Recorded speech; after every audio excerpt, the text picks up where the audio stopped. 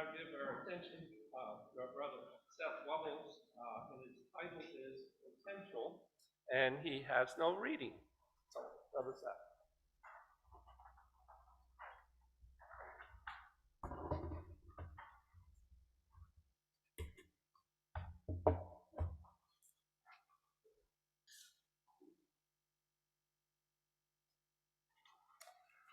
Good morning, everybody. I have 2 young children, and I'm here today to tell you that raising kids is hard. I used to have a pretty cushy life before kids. 8 to 10 hours of work in a day. Worked in a restaurant. That can be hard work. After that, only about 6 hours of time to myself, 8 hours of sleep every night, sometimes only 8 hours of sleep.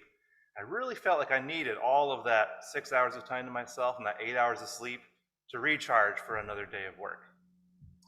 And then I had my daughter, Ida. And that's when I learned that kids are a lot of work.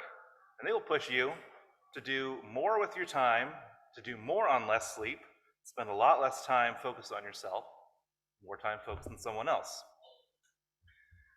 When we had Ida, it was a big change of pace, as any parent here I'm sure knows, and really anybody. We all know, I think, that having a child makes a big difference in your life. But after a while, a lot of challenges, I felt like I really had it down. With Ida, after about a year and a half, I got this. I know how to function now, get done what I need to do while having one kid. And then I had another one, and that was even harder. If I thought that it was hard going from 0 to 1, 1 to 2 was a whole different ballgame. And again, I had to relearn how to push myself a little farther, how to do even more on even less sleep, and to spend pretty much no time on myself, time that I used to think I needed that 6 hours every day of to really get ready for the next day, and spend a lot more time focused on someone else. Having kids has taught me that I have always had latent ability to accomplish much more than I knew. I had potential. I didn't realize before kids that I was able to do that much more with my time, that I was able to do that much more with less for myself. But having 2 kids has pushed me to reach a greater potential, I think. I feel like now, I look forward to someday, my kids will be older, require less time, and I'm going to be like a superhero by then, feels like. Once I don't have to use all that time, I now know that I can do other things with. What can I do? I didn't feel like that before then, but now I realize that I always had more potential than I really understood at the time. And I just needed something to push me to that higher potential. I believe that we all have the ability to accomplish much more than we might think possible of ourselves.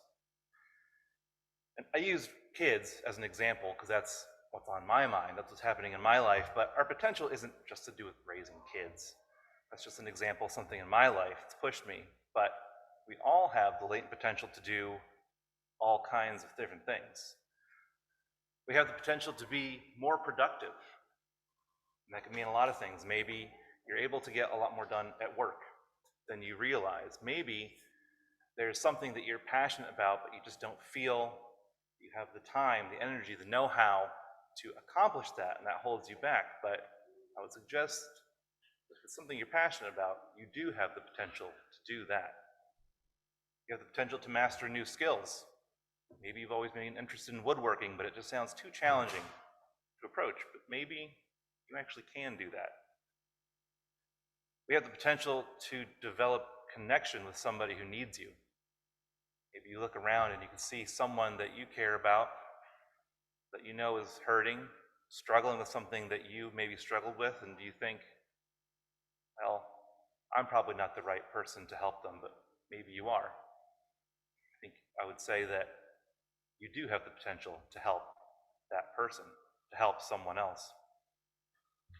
I think we all have the potential to build something important, something that makes a difference in people's lives. That could be anything. I think you know for you what that might be. We have the potential to do any number of things. The possibilities really are endless. So why am I talking about our potential today? Why am I going on about building us up and telling you that you can do so much more than you think about? You think you can. I think that we need to believe of ourselves that we are capable. We're capable of doing more than we probably realize of ourselves. You read in Matthew 25, 14 through 30, this tells us the parable of the talents, which many of us probably know very well. But in this parable told by Jesus, there's a master that gives his servants different amounts of money according to their ability. Then he goes on a journey. He leaves. The servant who received 5 talents went and traded with them. He got 5 more. Likewise, the servant that got 2 went, doubled that, and returned 2 more talents. And then there was the third servant who received 1 talent, and he buried it in the ground. When the master returned, he was pleased with the first 2 servants who took their talents, brought him a return, doubled their money, doubled their results. But he was disappointed with the third servant for his lack of faithfulness, it says. He took away his talent. So this parable concludes with a familiar lesson and a familiar phrase to us, which is, for to everyone who has will more be given, and he will have in abundance. But from the one who has not, even what he has will be taken away. This passage, I think, reminds us, among many things, it reminds us that God has given us all gifts and talents for a reason, and that we should use them, and we should use them to the glory of God. And so, I use this as a reason to talk about our potential because, as this parable tells us, God expects us to use what we have to be useful in the talents, the abilities, the capabilities given us. He expects a return on that. He expects us to put that to good use. And I think when we understand our potential, we understand how important that is that we use that we reach that potential, that we believe in ourselves, that when we do something, when we use whatever talents we have been given, it has a real result, and that result is probably much more than we can even imagine. We can make more of an impact than we are now. And I say the word more because I think that we are all making an impact. We're all reaching a certain level of potential. But that's the thing about the word potential. There's always room for more, right? There's always another level of growth inside of us. Even if we've pushed up from first gear to second gear and we feel that's amazing, this is great, I never knew I could be this productive, that I could have done that, or that I could have helped that person, that's great. You've leveled up, but there's still room. No matter how much potential we achieve, there's always more that we can do. There's always more that we can offer. I think it's all too easy to feel small, to feel like we can only make a limited difference. And I think that feeling, it holds us back from using our talents. It certainly has for me, absolutely. There are certain trains of thought we might have that hold us back. Here are some thoughts and feelings that rattle in my brain that I know hold me back. I've thought there are others who are already doing more or seem more capable than me. I'm not the right person to help with that. My contribution wouldn't measure up enough to make a difference. I've thought of myself, I've made too many mistakes, made too many bad decisions. I'm not the kind of person who can really make a positive difference. I need to set myself straight before I can make a positive difference to anybody else. I've also thought, I'm not ready yet to do that. I'll be more capable in a year, maybe 2 years, maybe I'll contribute then. These are things I've thought of myself, and maybe some of you can relate to these kinds of feelings at different times in your life. Maybe you can now.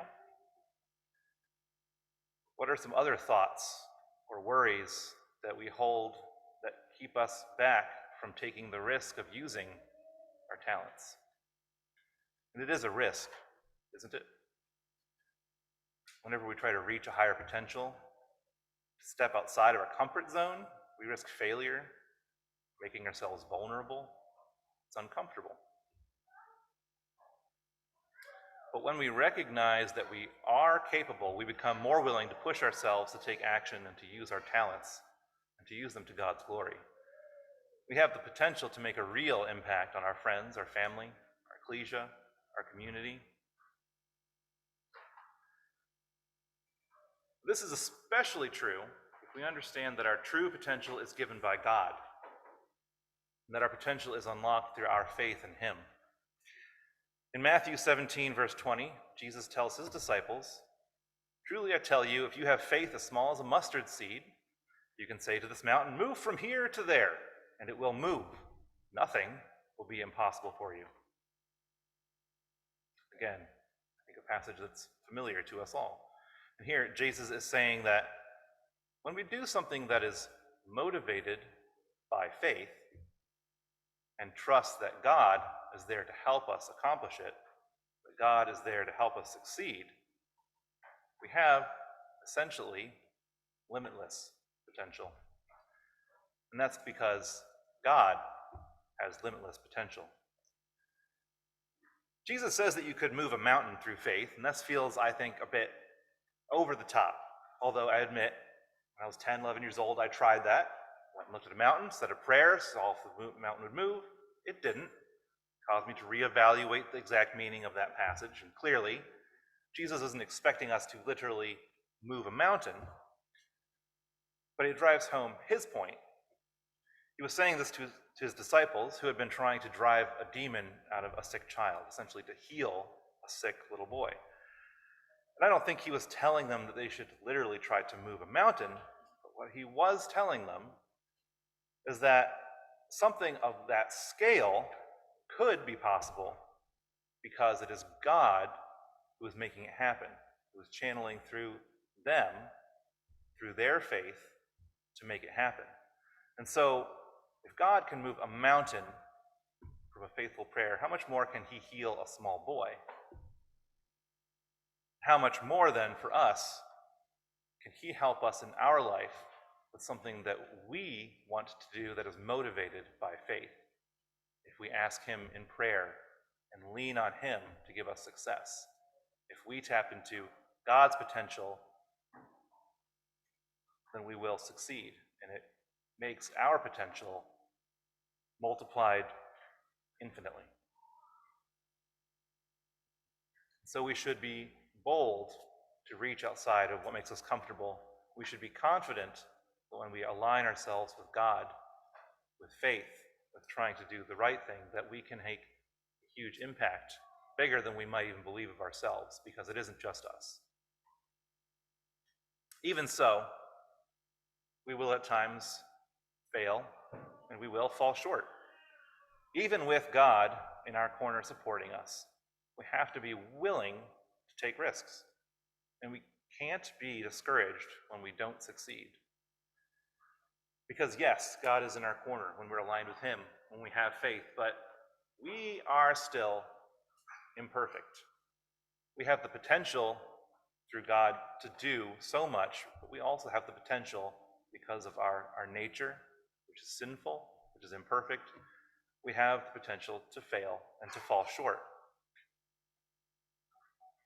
And this can be discouraging, and it can be, like I said, one of those thoughts that gets into our brain that holds us back. Well, last time I tried to help that person, it didn't work out. I caused more harm than good. The last time I tried to build something new or to change my ecclesia, it didn't work out the way I hoped. So you become discouraged.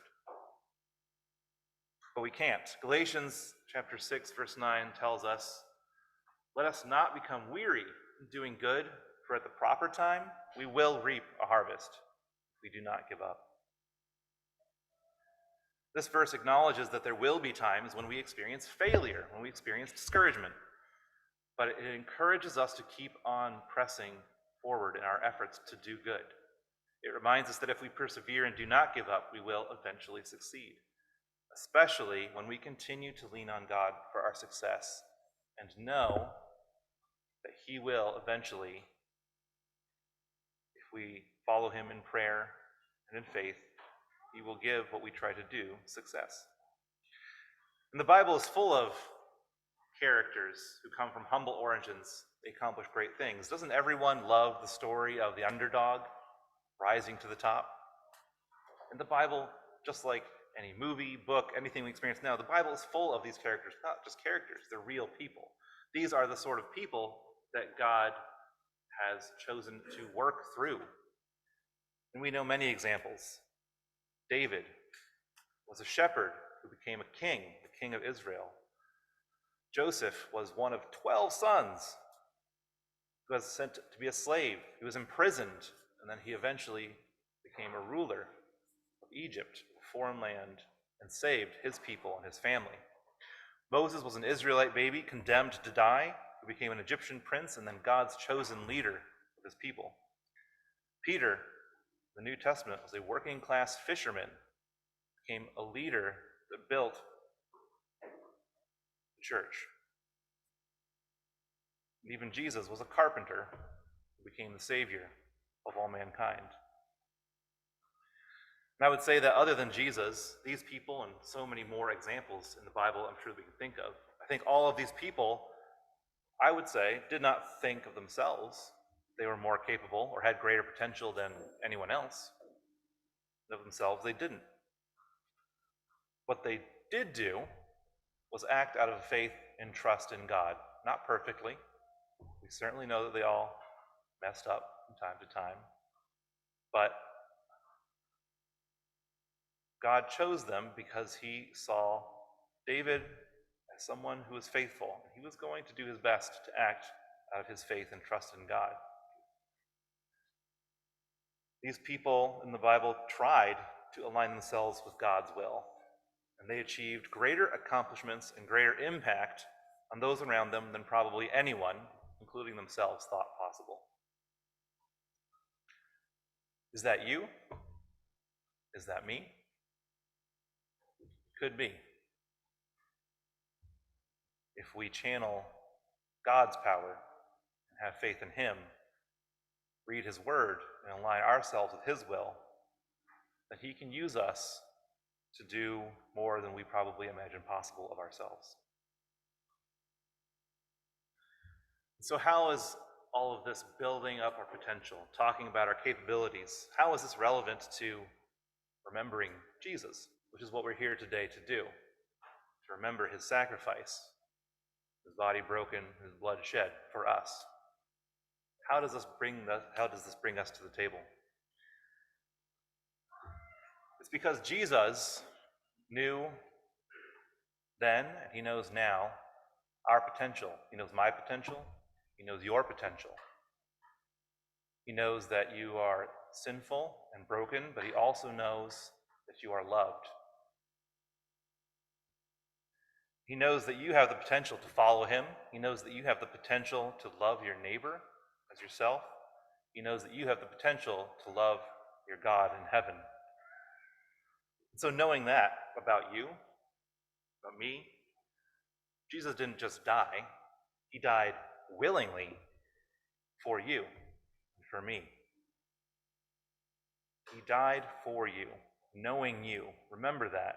Jesus knew you then, and he knows you now, and he died for you.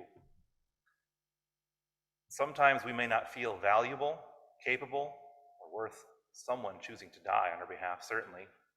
But Jesus did do that because he does value you, he does value me, and he does know that we have potential. I think when we are able to let ourselves really feel the weight of what this means, it should push us to use the life that God has given us to follow Jesus' example. His death not only gives us access to salvation, but even more so, it pushes us to believe in ourselves and our value, and it pushes us to live our life the way that he lived his life, to do the things that he did. It should push us to reach outside of our comfort zone. How far outside of his comfort zone did Jesus go to be sacrificed on a cross for us? Pretty far. And that was for you, and that was for me. And knowing that should push us to reach a greater potential. It should push us to want to be like Jesus. It should push us to want to show the kind of love that he showed in his sacrifice and to show the kind of love that he does now, helping us from his Father's right hand. When our faith in Jesus and his sacrifice motivates our actions, then we have the ability to make a big impact in the people around us. When our actions are motivated by faith, we can inspire even more faith. Whatever we choose to do, whatever way we choose to try to reach our potential, when our actions are motivated by faith and the people around us see that, then our faith can inspire faith in others. And then likewise, maybe they'll go out and express more love and do more than they would have otherwise because you helped to inspire faith in someone else. And then that spreads, doesn't it? The love of God spreads. The knowledge of Jesus Christ spreads. People reaching a greater potential through God and faith in him and his son's sacrifice spreads. And then this begins to unlock all of our potential. It sounds a little bit like the kingdom, doesn't it? So I think we have the ability now, knowing what we do about Christ's love and sacrifice, to start the kingdom. It's not just something that we wait for, but it's now. When we put into action our faith, understand our potential, reach deep within ourselves, and follow our Lord and Savior, Jesus Christ.